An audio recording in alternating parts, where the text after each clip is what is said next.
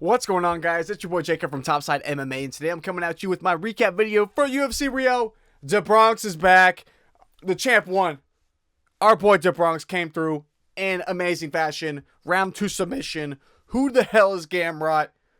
He needs to pack his bags, get his ass back to Europe. Do Bronx is back. Do Bronx is back. We're going to talk about it. We're going to talk about the picks and the bets. We got the bets. Did good overall in the night. Up about 0.8 units, just under a unit. We're going to talk about that at the very end. If you want to skip to that, we can't skip to it, or I'll have it timestamped. But we're going to break down all the fights one by one, kind of go over them. So without further ado, let's get into it. Now, first up, we had Luan Lacerda versus Simon Oliveira. Oh my goodness, Simon Oliveira is so horseshit. He needs to be cut from the UFC immediately. It's kind of embarrassing how you come in as a weight class above against your opponent and you still manage to find a way to get submitted in the second round. I mean, he couldn't even go to a decision and he came in as a whole weight class above. And there's really not a whole lot more to say about this one. I mean, Lacerda, there was back and forth early on. You know, Oliveira had a couple moments where he looked a little bit dangerous and he was trying to get on top, but you come in 10 pounds over in a whole different weight class. Can't say I was super surprised there, but it was only a matter of time before Simon Oliveira showed us all that he really should not be in the UFC, and he got submitted as a result. Round 2, not pretty, horrible look. Simon Oliveira, he should get cut. Lacerda, W for him for taking that fight, given the weight miss by Oliveira, but he looked damn good considering those factors and got the win, so good for him. Next up, we had Julia Palastri. She cashed, clear as day. I mean, absolute great pick. Should have had her as like the lock. I mean, she looked damn good out there. Amazing. Round 3 knockout. Big leg kick. I mean, this is literally the clip from when she got that knockout. She looked damn good, man. I literally called it. This was like a perfect prediction to the T. We said it could go long, could go to a decision, or it could have been a later finish. We could see that. Could totally see that happening. Really like the pick on this one. Literally called it too in the last videos. We talked about Julia was going to come in here and double her up. I said she was going to double or triple her up on significant strikes. As you can see from this picture, I mean, she was landing at will. Carolina didn't really have a whole lot of answers, and she got knocked the hell out at the very end. Awesome KO. Julia Palastri, absolute dog. Cash is there. Great fight all around. So, next up, we had Lucas Roja versus Stuart Nickel. This is when I don't want to say this is when the picks went down, because actually overall on the night was pretty good with picks, but this was not the best pick. It was more so that I'm not super mad about this one. You know, it was a coin toss. It did pick Stewart in this fight. His grappling was terrible. The reason I have this picture up here, you're not missing much if you didn't see this fight. It's more so, look at the takedown stats. Stewart went 2 for 20 on takedowns. Going against the guy, you know what, this is like we got screwed on this one. Because when you look at these fights and you look at these fighters and you're breaking down the fights and you're trying to make your pick, you're like, okay, are there any holes in either fighter's game that we could potentially see exploited in this fight? And there were 2 fights like this. We'll talk about the other one later. But this was one of them that did not go our way. And it was, you know, Stuart Nickel, we saw, you know, he has good grappling. We saw from Lucas, he had grappling problems that Clayton Carpenter was able to expose and really take advantage of them. So I'm like, okay, Stuart Nickel, BJJ black belt, ton of experience. He's had more experience on the mats than Lucas Roja has been training MMA. What is he? He goes 2 for 20. And I know BJJ is different than wrestling, but I figured, I mean, the game plan was so clear. Take the guy down. He's a good striker. I mean, obviously his boxing is very crisp. He's very fast. Don't stand and try and trade shots with him. What does Stuart Nickel do? He shoots 2 for 20 on takedowns and significant strikes, 45 out of 138. I mean, abysmal accuracy, terrible striking. I mean, it was just a pure fight IQ problem. Because it says 2 for 20. If you look at that 2 for 20, you would think it was like, okay, damn, he was really trying his ass off. Like, it looked really tough out there. He was shooting the most telegraphed takedowns from across the damn cage. It was god-awful. One of the most poor fight IQ performances I've seen across the entire card. It was very terrible, horrible performance. I mean, Stuart Nickel, absolute dog. No disrespect to him. I mean, he came in here, he was eating bombs, he was smiling them off. But at a certain point, it's like, brother, you're getting absolutely cooked on the feet. Why are you smiling, laughing, trying to go nuke for nuke? He was looking for that Hail Mary knockout shot. Never found it on Lucas.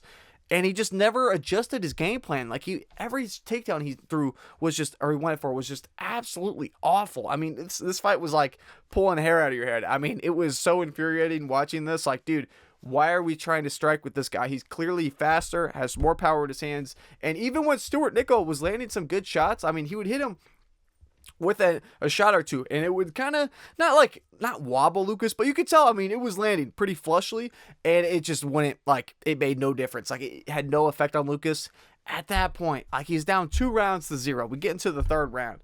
We're going to talk about this at the very end too with the bets. I had a slight, tiny little sprinkle on Stewart in the third round going into that. I'm like, oh my goodness. All right, he's down 2-0. He knows he needs a finish. Let's push the grappling heavy. Nope, he's fine. Let's just stand and strike for the third round. Let's do that. Horrible fight IQ from Stuart Nickel. Great performance from Lucas, though. He looked great. Absolutely great. I mean, the grappling takedown defense looked great. He looked fine. He was landing takedowns of his own. He went 3 for 4. Stuart Nickel needs some serious adjustments to be made. I don't know. Horrible performance from him. Pick did not age well, but it was a pick 'em. It was kind of either guy would have their way. I did think it was going to be more of a Lucas getting a knockout or Stewart getting the submission, though.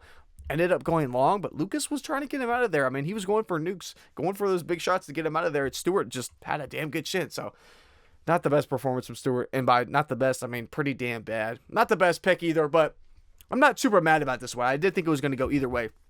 If Stewart had success on the ground, he was going to look good and win the fight. And if Lucas was able to keep it on the feet boxing, he was going to win the fight. So ultimately, we got the wrong side of that, but we ended up like picking how it went in terms of Lucas was able to keep it on the feet and he was able to keep it from distance, strike his way to a decision win. He looked totally fine. So Lucas is going to be a real problem considering he's only 25 years old. He looked good though. So shout out to Lucas. He looked good. Next up, we have Mesquita versus Alexeva. Alexeva got absolutely mollywopped. She got ran through. I mean, it was terrible. It was an absolute ass. Oh, didn't mean to skip that. It was an absolute ass kicking of a performance. I mean, she took Alexeva down and just worked her. I mean, the first round, I don't know how she didn't get Alexeva out of there. She was beating the shit out of her. I mean, she was landing huge ground and pound, going for submissions, and it was a matter of the time until she got that sub in the second round. I mean, she absolutely dominated Alexeva. Alexeva had no moments of success. 0 success throughout this fight. I mean, it was insane. I mean, she looked insanely good. Mesquita did. She looked absolutely phenomenal. I'm excited to see her. I was trying to see, okay, the hype around her. I'm a bit worried how she's going to look at a higher level competition. And Alexeva is not a higher level competition. She's bad, but she's in the UFC. So to see her look good in her UFC debut and not even look good, I mean, she looked amazing. She looked crazy good in this UFC debut. So I'm excited to see Mesquita. Let's see who she's going to fight next. I don't know, but I'm excited for her next fight because she went out there like a killer, man. This was not a typical WMMA fight. I mean, she went out there like a madman. She was landing bombs. She took her down to the ground. I mean, Mesquita is going to be a real problem, and I like it. I'm all for the hype. I'm excited to see what comes from her. So, does it for this one. Next up, Vitor Petrino absolutely nuked Thomas Peterson. I mean, removed his body from consciousness. You could see his body falling to the ground after being rocked with a left hook. I mean, it was crazy. Now, Vitor Petrino, after the fight's over, he's like, sorry, guys. He starts gassing. Like, he was slowing down in this fight, too. So I was a bit scared. And when he gets to they get the mic in his face, he's like, all right, sorry, guys. Like, I had an injury for this fight. I couldn't train that much the last 2 weeks. So sorry for gassing out. Oh my goodness. These fighters are crazy, man. There's always some shit going on behind the scenes that you never know about. But at least he got the job done. At least he cast us on this one. This was a good pick. We got it done. Vitor Petrino came in here. He handled business. He looked huge. And honestly, the only concern from Vitor Petrino throughout this entire fight was just the cardio. So for him to say that was actually kind of reassuring because his chin seemed to hold up. His offensive wrestling looked fine. His defensive wrestling looked fine. He looked pretty damn good everywhere. So for him, the only problem was the cardio. And he said he was dealing with some injury that he couldn't train as much. So honestly, pretty damn good performance from Vitor Petrino besides the cardio. He looked damn good, got the round 3 knockout, and he put Thomas Peterson out, man. I mean, it was not like a TKO. He put him out. His body was on the ground. He was out. Super cool knockout. If you guys haven't seen it, you guys should go watch it. Absolutely insane. But that is it for this one. Vitor Petrino, he looked damn good. Next up, Rafael Filho versus Clayton Carpenter. Now, I will say, I was surprised. I got this fight. I thought this was going to go longer. I got the read wrong on this. I thought it was going to go a lot longer. Didn't have any money on this because I knew either guy could win here. They're both very high-level guys. I like them both in terms of their skill set. They're both very dangerous. So, didn't have any action on this fight. However, I was surprised, man. Clayton Carpenter really got messed up. I mean, Rafael Filho, his grappling is crazy. I think he got him with a Kimura here. I don't know if it was... I just took this picture from Twitter. I was trying to find a result of it. But Rafael Filho, he submitted him. I think it was a Kimura, what he ended up getting. So it was right around here. I don't know if this was the very end of the fight. But regardless, Rafael Filho, he had his way on the ground. He was crazy. He was putting in work. He was out-scrambling Carpenter. He ended up in a couple of tricky spots that Clayton was originally able to get out of. But it was just a matter of time for Rafael Filho. He got to a position where he was able to get the sub. He looked damn good. Looked crazy. I mean...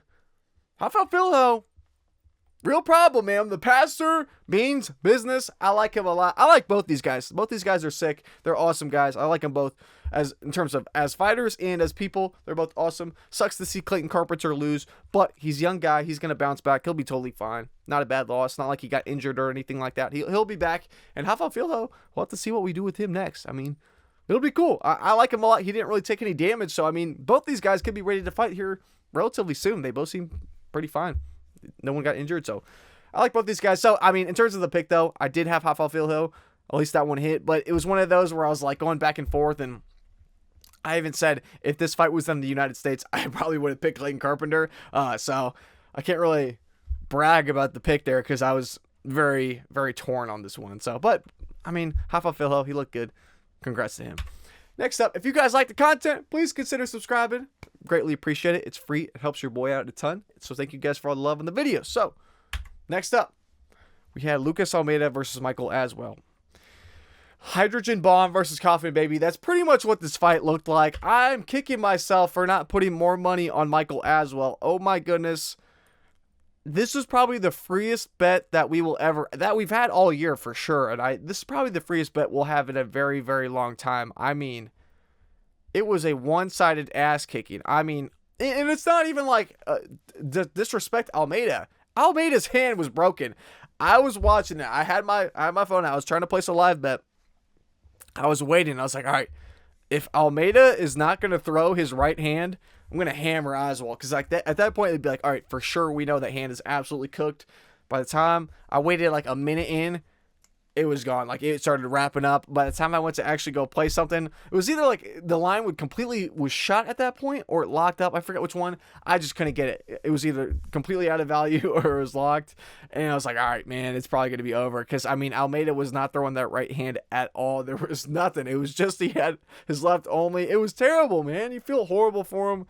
I will say, though, I mean, like, at one point, like, or on one hand, you could look at it like Aswell. He looked good, just throwing nukes. I mean, he was just going for the kill shot immediately. I don't know, man. I just feel bad for Almeida. You know, at least at the end, though, I don't think I have it included in here. Fuck. I don't have it included in here. But I will say, though, after the fight, he had his girl with them. She was holding his hand. Girlfriend. So at least Almeida has good people in his corner. She was supporting him. She kind of knew his hand was messed up. Everyone knew his hand was messed up. Feels bad for Almeida. Hopefully he bounces back, lets his hand recover. They should give him another shot. Crazy that this fight was even allowed, and this fight was even sanctioned. Absolute madness there, but it is what it is. We cashed on this one. Just wish I would have put more. But next up, we got Ricardo Ramos versus Kyle Onofre. Holy shit, Ricardo Ramos is ass. Should have went with my gut on this one. The more I looked into this one, I convinced myself otherwise. And I blame myself for that. I blame myself because I was like looking at past fights and I was like, literally my breakdown of Ricardo Ramos versus Chepe. I was like, dude, Ricardo Ramos is absolute buns. Chepe is going to kill this man. And then I get back in this fight and I'm like, well, Onofre's not really that good. I mean, like, he hasn't been able to prove anything in the UFC. Maybe Ricardo Ramos is going to get a lot better if training with the fighting nerds. And I started like, what if in my way to picking Ricardo Ramos and be more confident in him, it ended up not being the case. I mean, Ramos, he did have success. He had a knee bar he was going for early on. He just like kind of get to his back. And at that point, he was cooked. This was frustrating. This was a frustrating one. Just even from the pick perspective. Like, I didn't have money on Ricardo Ramos. It was just purely from the pick. I was like, why was I more confident in him? Why did I bump him up to a medium confidence pick? Ricardo Ramos is not good. And I even said that. And I was like, I went against my own thoughts. It was annoying. That's on me, though. It was just a silly call. Got a little bit more confident in him. I don't know if I let public opinion get into my head or what. But Ricardo Ramos needs some help. He needs some help. Next up, This was my worst call of the night, I think. I think this was my worst call of the night. And I blame myself entirely for this one. There's another fight we're going to talk about where I do not blame myself. Like, we just got screwed on. This one, I take full accountability for this. Jonathan Diniz versus Mario Pinto. I picked Diniz, and I was decently confident in Diniz. I was like, I really like his experience. I like his age. I like the fact that he's going to come in here with a lot more experience. He's going to be the crafty veteran here. It's going to be kickboxing back and forth. Mario Pinto, we have seen his chin be a real problem. It's been cracked. He's been knocked down. Austin Lane was kicking Pinto's ass in their first round until he got that knockout, but Austin Lane, super chinny. I went back and I was like, well, Diniz, he got taken down by Austin Lane. Well, he looked damn good on the feet. It was just he got taken down. I went into this one. This is why I blame myself, because if it was just a kickboxing match, I wouldn't blame myself. I would have liked that pick, because that pick would have really looked good. I think if this was a kickboxing match, but I blame myself for this one because didn't account to the fact that we have seen Jonathan Diniz's takedown defense be bad and be a reason for his demise. We saw Marcin Tybura was able to really exploit that, mess him up. Now, I'm not like really kicking myself on this one, because at the same time, Mario Pinto is a striker. We don't see him grapple like this. So on one hand, I'm like, I don't want to be too hard on myself, because Mario Pinto is not a grappler. Like, Marcin Tybura running through Jonathan Diniz, like, that made sense. Tybura is going to want to take it to the ground. That makes a lot of sense.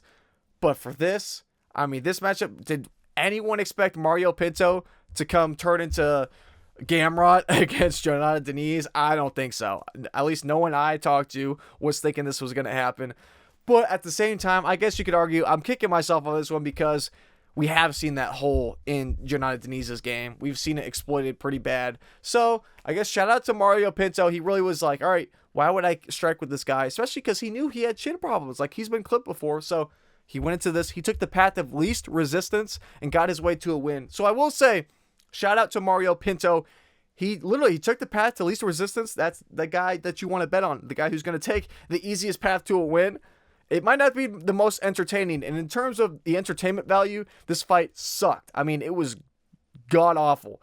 But in terms of betting value, Mario Pinto, I think, proves, all right, he's going to fight by any means possible to get the win. So I got to respect that. And I was just mad at this one, because I was like, all right, it was a coin toss, so it wasn't like Jonathan Diniz was some huge favorite that ended up shitting the bed. But it was more so just like a damn tit for tat. Even money line like this, I was like, damn, I really thought Diniz, if this was a striking match, just all kickboxing on the feet, I really liked him to beat Mario Pinto. I thought he was going to be landing the more damaging shots, and I like this chin a lot better than Pinto. So that was my thought behind that. Didn't really account for the grappling. I guess we should have there, though. So that's why I was like, this one makes me mad. No one to blame but myself on this one. But overall, I don't think it's a bad pick, just because we haven't seen Pinto really go for the grappling like that. He surprised us all in this one. So does it for that one. Oh, this was the worst part, though. This was the worst part. Mario Pinto, he looks like, he looks like Marab out there. He looks like crazy with the grappling. He dominates Diniz in the grappling. He controls him the entire fight, beats his ass from start to finish. It was a one-sided ass kicking. After the fight, he gets awarded his brown belt. He hops on the mic and he goes, I know nothing about ground. This is an exact quote I put in here. I know nothing about jiu-jitsu. How bad is Jonathan Diniz's damn ground game? How bad is it? If you let Marcin Tybura take you down and fuck you up on the ground, I can excuse that. Marcin Tybura, he's been ranked forever. High-level fighter. He's talented. He's a crafty vet. That was like, okay, I'll give you the pass for that. But at this point, we just watched a young kid at heavyweight, who just became a brown belt, mess you up and dominate you on the ground. Yeah, no, I think Jonathan Diniz is, he might be permafade. That was, seeing that brown belt come around his neck, I was like, oh my goodness, just how bad is Jonathan Diniz? So that was frustrating. But anyway, next up, this was the most annoying fight of the entire card. Vicente Luque versus Yoel Alvarez. I think I have the picture in here. This is what this picture was. This was an absolute robbery. We had a Jake Matthews situation all over again. Yoel Alvarez hits Vicente Luque with this nice shot. He hits him. Vicente Luque basically calls a timeout because he thinks it was an eye poke. The ref completely stops the fight. He goes and checks. Oh, it wasn't an eye poke. You just stopped the fight.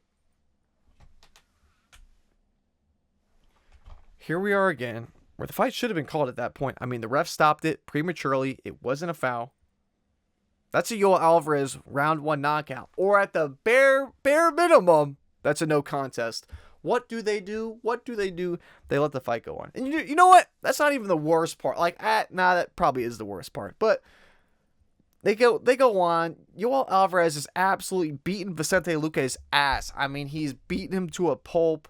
Absolutely goes crazy. Round 2, he's kicking his ass. I mean, beating the shit out of Vicente Luque. And he's just turtled up. I mean, Vicente Luque is in the fetal position, like an infant, curled up in a ball, letting Yoel Alvarez just beat the shit out of him. This referee is not saying anything. I mean, the referee, he took a perk 30 and he went to bed because there was no actual reffing been going on in that fight at all. In the third round, too. That's the worst part. The third round comes around. Yoel Alvarez has kicked Vicente Luque's ass back into the 1300s. I mean, the damage that he put on this man was it was a brutal ass kicking. We get into the third round. Yoel Alvarez is on top of Vicente Luque. I genuinely think, my opinion about this fight is that Yoel Alvarez kicked his ass so bad that he felt bad. He was like, dude, I don't want to put more damage on this guy. I genuinely think Yoel Alvarez let up on Vicente Luque because he was beating his ass so bad. And he's like, dude, this ref's not going to stop it. I mean, he could have probably ripped Vicente Luque's arm clean off of his body. And the ref would have been like, oh, move, fighter, move. I mean, that's how bad this shit was. It was so bad. The round three of this fight, Vicente Luque is full fetal position. Yoel Alvarez is on top of him. No one's doing anything. I mean, at this point, Yoel Alvarez has been kicking his ass for 12 minutes, just landing on him when uncontested. I mean, he's probably exhausted here. The ref doesn't even try to stand him up. The ref doesn't give him any warning for activity. We're sitting there watching, hugging, with no shots being thrown for the last 2 minutes of this fight. No standing them up, no warning, no nothing. I mean, I don't know how much money that ref had on the over in that fight, but I guarantee you that ref had his entire life savings riding on that over, and he was not going to stop that fight unless someone literally died. I mean, unless Vicente Luque was dead in that octagon, he would have been letting his limp body continue until that bell rang. It was the absolute worst shit I have ever seen. I don't know how these bum regional refs are allowed to come in for these high-stake fights and they continue to find a way to fuck it up. I mean, we had Jake Matthews a couple weeks ago or 2 weeks ago or whatever, and now we have this shit. These regional bum refs need to be investigated, and I don't know why they're allowed to be on these higher level fights. It's absolute horseshit, and it is mind-blowing. I mean, this was literally like I had two bets missed the entire night. One of them was because of this dumbass ref, and the second one was just a bad call with Jonathan Deniz. That was it. But this one really cost me. So I was beyond pissed. I mean, Yoel Alvarez beat the absolute piss out of Vicente Luque. Who the fuck is this guy? Sorry, this just made me so mad. I was infuriated from this damn ref. This guy got on work jeans on. This was so fucking annoying. This was the dumbest shit I've ever seen.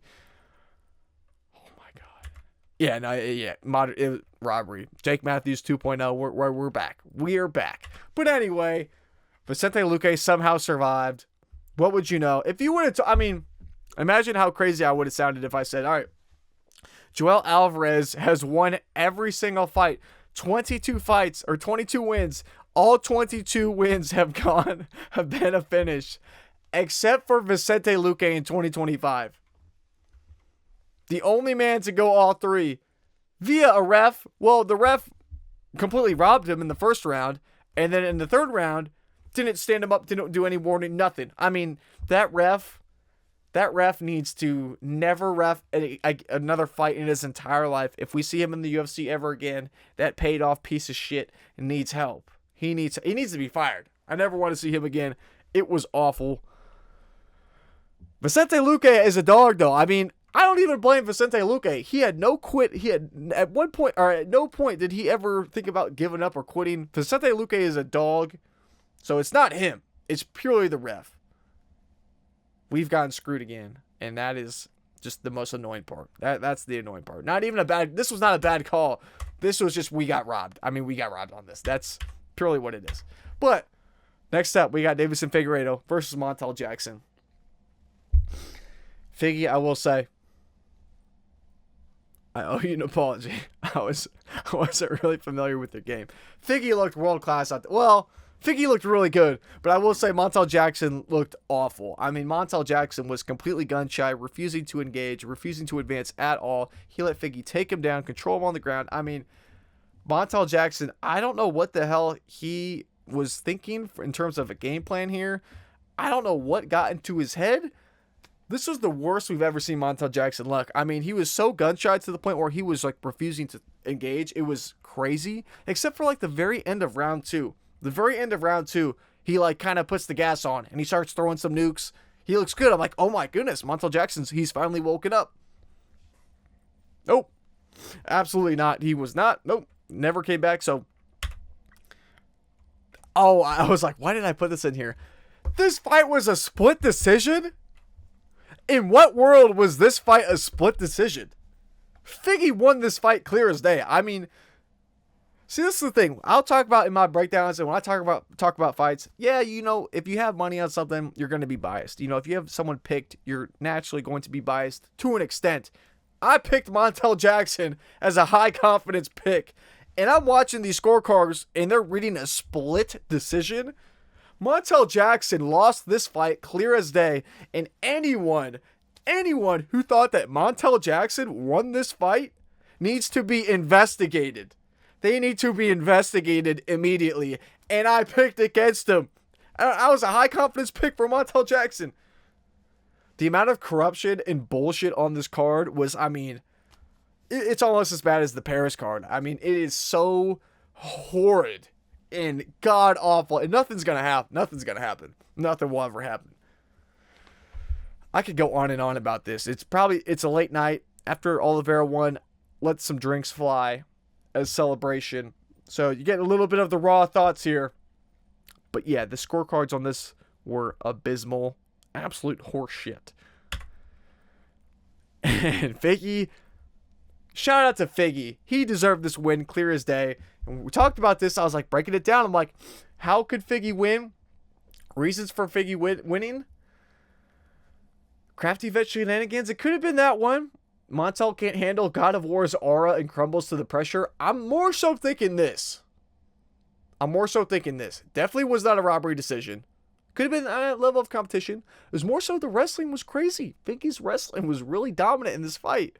I think it was Montel cannot handle God of War's aura and crumbles to the pressure. If I have to pick, it's going to be that one. Because, I mean, he refused to engage. He was deathly terrified of the takedowns immediately. And he would just not shoot anything. He would not throw any strikes. I mean, getting Montel Jackson to throw a 1-2 was like ripping his hair out. I mean, it was like, I don't know how we were going to expect him to have anything in this.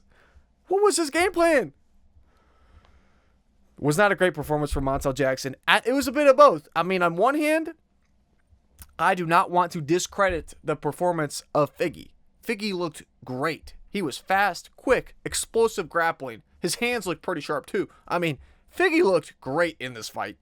Great performance from Figgy. So nothing to take away from him. Montel Jackson just looked like absolute shit. Didn't use any of his advantages that he had going into this fight. Was completely gun shy, unwilling to engage, and he knows he's down. And what does he do? He just completely takes a step back. He's like, I'm not going to go for a finish. Got the biggest hands in the division, highest amount of knockdowns. I don't want to throw anything. Let's not throw any hands. We're down in Brazil. Let's not throw any hands. Terrible performance from Montel Jackson. It's a shame. It's a shame. But at the same time, we had our reasons. We had our reasons for picking Montel Jackson. Figgy is just the crafty vet. He did his thing, and he has aura. So shout out to Figgy. Great performance from Figgy. He deserved this win clear as day. Split decisions, absolute robbery. I mean, yeah, he won, but it's still robbery. I mean, that still makes me so mad that it was a split decision. Are we serious? I'm gonna have to watch this fight back too, because I was dead sober when I watched this fight. Like, I literally brought the drinks out after Charles Oliveira was winning. I mean, that's when the drinks started flowing. It's 2 hours later now. This was a robbery, though, even though he won the decision. Split that's robbery. That's robbery. But I don't know why I have this picture up here. I must have forgot to take it out. But it's in here now. So I'm not editing this part out. We're letting this ride. Next up, Charles Oliveira versus Mateusz Gamrot. Who the hell is Gamrot? Who the hell is Gamrot beaten? To be a favorite over Do Bronx? I'm mad at myself for not putting more money on Oliveira. And I put more money on him later in this card. But I wish I would have had more money on him earlier. Who the hell is Gamrot beat? Who has he beat? He just lost to Dan Hooker and now he's a favorite against Oliveira? This was stupid on my end. I should have been more confident in Do Bronx. I blame myself. I should have been more confident. Should have been willing to put more coin on Oliveira. Gamrot, mid, man. He's mid. He's not Marab. He's mid. He's chinny. Cardio wasn't great. I mean, he was tired. He was slowing down.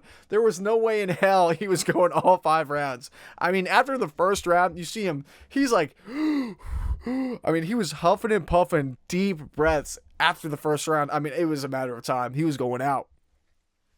Do Bronx, masterclass. What did we talk about? Do Bronx has never lost fighting in Brazil. He's going to lose to Gamrot? Gamrot's unlikable ass went out here, sold. This was one of this made the night great. I mean, this was a beautiful fight. I mean, Charles Oliveira, he didn't give a shit. I mean, he was whipping ass on the feet, landing some strike. I mean, his striking looked great. I mean, he was quick, fast. His chin was holding up well. Do Bronx, absolute masterclass. I can't get over this one. I'm still ecstatic about it. I'm still riding the high of Do Bronx winning this fight. I mean, tonight's been a good night. Do Bronx, it's just like, I mean, Do Bronx is literally beating absolute killers. Yeah, he just got KO'd by Topuria. Topuria just knocked out Holloway. I mean, he's killing everyone. No rematch, though. Oh, my goodness gracious. I do not want to see a rematch between Oliveira and Topuria. Please. No.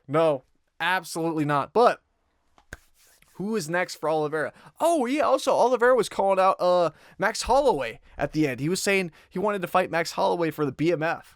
That would be sick. That would be awesome. That's a winnable fight for Do Bronx. So that would be a fun one to see. Gamrot, kick rocks, pal. Hold this L, little bro. But in terms of the bets, this looks really blurry for me. I hope this is not very blurry for you guys. It looks really blurry for me, though. Oh, wait, no, I zoomed it in. I thought about this ahead of time. Boom. We'll break it down in pieces. This looks better. It might be a little blurry. I'm looking. Nah, I can read it. Okay. In terms of the bets, ended up 0.78 units up on the night. It was crazy. I had a ton of bets going. It was a long-ass slip. I was watching this. I was live betting from home, from my crib, sober all night. So I was just hitting my little spots, trying to find nice lines that I liked. But in terms of what we had, we'll start from the top. Julia Pilastri versus Carolina. Everything I had was, these were bets I already had. Actually, no. I added these ones after, actually. This was Julia Pilastri, money line in over 1.5 rounds. Julia Pilastri, KO only. This was one I definitely added over. Added later. I remember this one. Julia Pilastri, knockout only. I see this line as minus 400. I totally get it. It's kind of insane, almost like a psychopath level bet. Julia Psycho Pilastri. No pun intended, but minus 400. Yeah, no, it looks insane. But I was looking at this, I'm like, between these two girls, I didn't want to go out and play the KO prop. I wasn't ballsy enough to play the KO prop. But I was looking at this, I'm like, Carolina has one knockout win in her entire professional career. And we got Julia Pilastri, who is on her way to finishing Loopy. And Loopy's super durable. I mean, if that was a 5-round fight, Julia would have knocked her ass out. I mean, she was just keeping the pace up, walking her down. That's the thing, too. She walks people down. She just barrages you. And that's exactly what we talked about. We saw the one time that Carolina was knocked out in her pro career, Jessica Andrade knocked her out in the first round. I literally talked about this in my previous video. I was like, That's not going to be how Julia, if she does get the knockout, it's not going to be like that. It's not going to be some one big shot. It's going to be the breaking her down over time. It's going to be a late finish. That's exactly what happened. So I'm looking at the side. I'm like, all right, minus 400 for KO only, sub or decision, refund, no action. There's no way in hell Carolina lands a knockout. I was willing to take that risk. I mean, risk to reward, god awful, but I was willing to take it. Ended up paying off because I was really honestly just expecting a refund if this fight went to a decision. But it ended up cashing. So we cashed ever so slightly, small amount considering what we had to put in, but ended up cashing. So I was happy about that one. And also had a nice little live bet on fight ends by KO, plus 120, 0.05 units.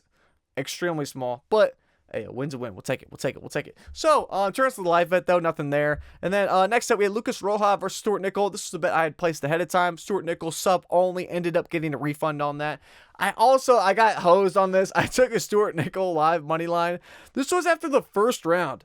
First round ends. He's a plus 450. I'm like, he still could win this fight. Plus 450. We got little flyweights going here. I'm like, this could be any man's fight. I am not going to just instantly jump the gun on here and just instantly fade his ass. I mean, anything could happen. These guys are small dudes. Anything could happen here. So, did that end up coming to reality? Absolutely not. Went down, and then the end of the second round, going into the third round. Third round starts. Stuart Nickel live money line plus 1,600. I'm only human. There was a chance. He could have racked up a late sub. Did not happen, but very small, 0.05 units and 0.025 units. Ever so slightly took a little L on this, but considering the risk versus reward, that was a good value. Not too mad about that one. But next up, with the girls, Mosquito versus Alexeva, did not have anything on this. But next up, we had Vitor Petrino versus Thomas Peterson. Actually played this one really nicely. After the first round, or somewhere during the first round, Thomas Peterson gets rocked. Vitor Petrino gets on top of him, starts to land some big shots. The money line completely skyrockets. And at this point, I already had Petrino parlayed up. So I see this money line plus 900 for Thomas Peterson. These boys are heavyweights, man. Anything could happen with these heavyweights. You're giving me a plus 900 in the first round? I'll take the bait. I took the bait, ended up not hitting, but I was able to hit a nice Vitor Petrino live money line. Hit it twice. Hit it once at minus 115 and another at minus 105 for a quarter unit each. At this point, I was perfectly hedged out. I mean, I was like, this is guaranteed profit. Absolute shmoney. Ended up cashing. Vitor Petrino cashed us on both of these. So it was great live betting spot. I mean, the French, like a perfect spot there. But next up, Michael Aswell. I did have him in a parlay, but in terms of the money line, I didn't end up playing it. Ricardo Ramos did not end up playing this either. Thank God, Ricardo Ramos get some help. But after this, Jonathan Deniz, like I said, did not end up cashing on this one. This bet went down in flames. Can't say I blame myself because I do. On one hand, I'm like, I was thinking about it more so from kickboxing because we haven't seen anything from Mario Pinto to suggest, okay, he's a grappler now. We haven't seen that. He wants to keep it on the feet and box, guys. So I wasn't expecting that. But at the same time, I do blame myself because I'm like, okay, you know what? We've seen that hole from Jonathan Deniz. So, like, if we knew that hole was there, maybe it could have just avoided this one. You know, not even saying, oh, I should have put something on Mario Pinto. No, I would want to fade his ass, too. I don't think he's going to do very well. But, or at least not with that chin. If he faces someone with big power, they're going to put his ass out. But, that being said, easily could have just passed on this money line. So, considering Jonathan Deniz, we knew he had that grappling problem in the past. I feel like the better option here, in hindsight, with perfect hindsight 2020, would be to just pass on this one. But you live and you learn. So, ended up missing that bet there. I also had a little Jonathan Deniz live money line.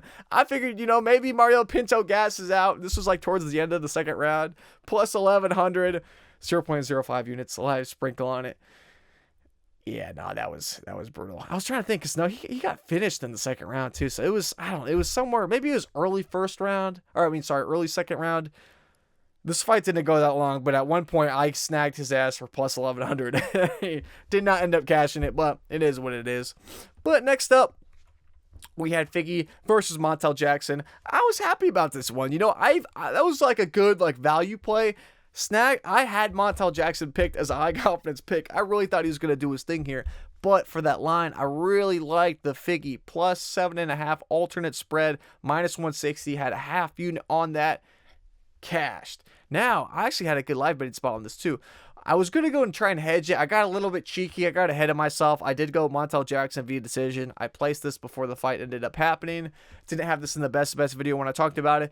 But I was trying to get sweet. I was trying to get cute. It did not work. I ended up missing there. But I also had a really good live betting spot on Figgy Live money line at minus 115.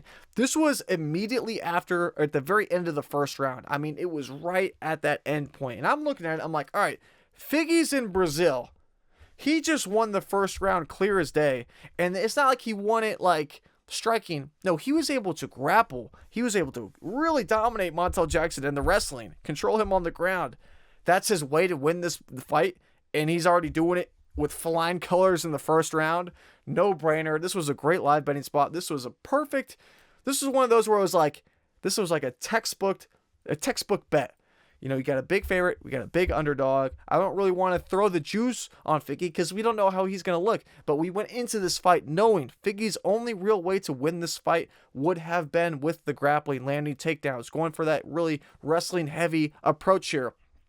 So, waited for Figgy to implement it, and he implemented it, and he passed that test with flying colors, up 1 round in a 3-round fight, and now he's a pick'em odds. Easy. Bada boom, bada bang. Only regrets not hammering it even more. Should have thrown a half unit on that, but still quarter unit. Shmoney. Take that one. Dub there. Not too mad about that. And then finally, didn't have anything on this originally. I placed this at the end of the night after the Yoel Alvarez bullshit ref. I'm still so mad about. I mean, it's the Jake Matthews, and then we got the Joel Alvarez. Usually, you gotta. I mean, come on, UFC. Like, if we got some paid corruption here, you gotta give us a little time. Like, give us some spacers, all right? Like, give it a little 4-month break in between at least. Give us 5-month break.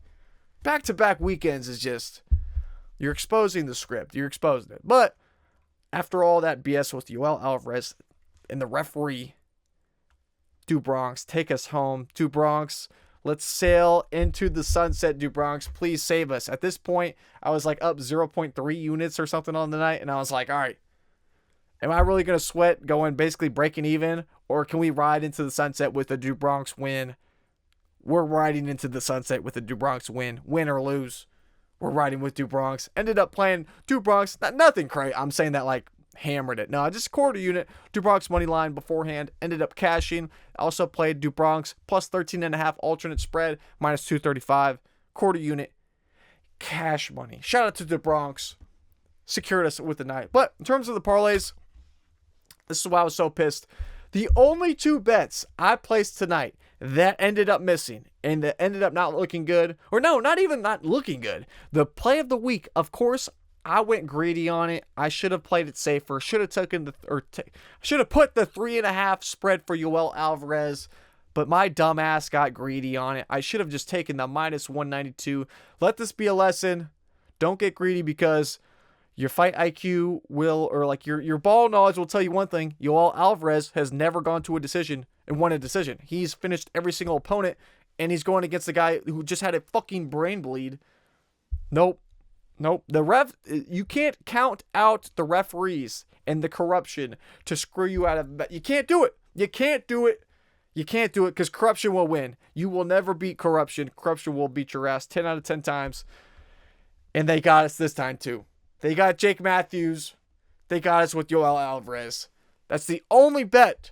And this bet should have cashed too.